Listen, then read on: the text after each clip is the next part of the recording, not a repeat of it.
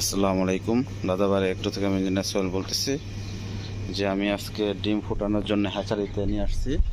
এটা হলো হ্যাচারির নাম হোসেন হ্যাচারি।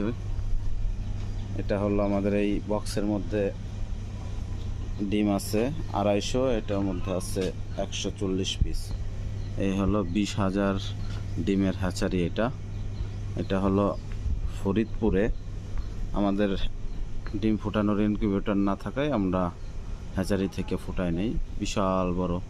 এবং এখানে জেনারেটরের ব্যবস্থা আছে, বিদ্যুৎ না থাকলে জেনারেটর দিয়ে তাপমাত্রা নিয়ন্ত্রণ করা হয়। খুবই ভালো সিস্টেম। এই ট্রেতে সাজিয়ে দিবে ডিম এইভাবে। এই যে